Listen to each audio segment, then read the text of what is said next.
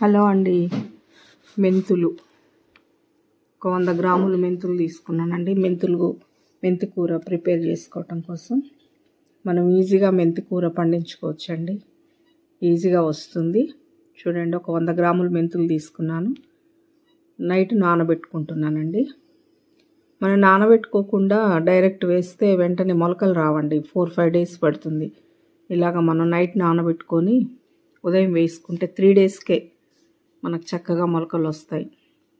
ఒక్క విత్తనం కూడా వేస్ట్ కాదండి. చక్కగా చూడండి, నాని ఎలాగున్నాయో. విత్తనాలు నానిన తర్వాత ఇలాగుంటాయి. ప్రతి విత్తనం కూడా మొలకెత్తుతుందండి. చక్కగా నానబెట్టుకొని వేసుకుంటే మనము. చూడండి, ఒక 100 గ్రాములు నానబెట్టుకున్నానండి. మెంతికూర ఆరోగ్యానికి చాలా మంచిదండి. ఈజీగా పెరుగుతుంది. వారానికి 2 సార్లు మనం మెంతికూర తింటే ఆరోగ్యానికి మంచిది. పాత పుండ్లు, స్కిన్ డిసీజ్ తగ్గుతుంది. పుండ్లు మానిపోతాయి. మచ్చలు కూడా తగ్గుతాయి. ముఖ్యంగా డయాబెటీస్ కూడా కంట్రోల్లో ఉంటుందండి. ఇలాగ చిన్నగా ఒక టబ్బు ప్రిపేర్ చేసుకున్నాను. చూడండి, కోకోపీటు మట్టి రెడీ చేసుకున్నానండి. ఇక నానబెట్టిన మెంతులు చూడండి ఎంత చక్కగా 100 గ్రాములన్నీ ఒత్తుగా వేసుకోవాలండి. పల్సగా వేయొద్దు. ఒత్తుగా వేస్తే చక్కగా మనకు మెంతి కూర వస్తుందండి.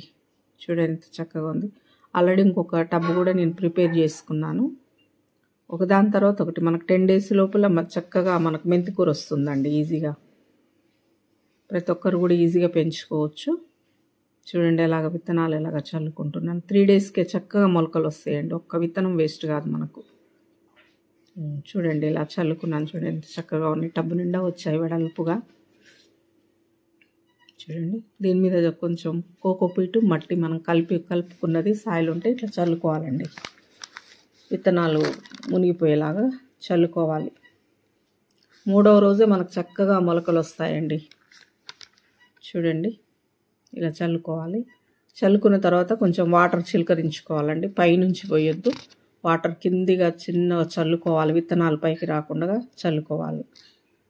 చల్లిన తర్వాత ఇలా ఉంటుందండి. ఇంకా కొంచెం మట్టి పైన చల్లుకుంటాను.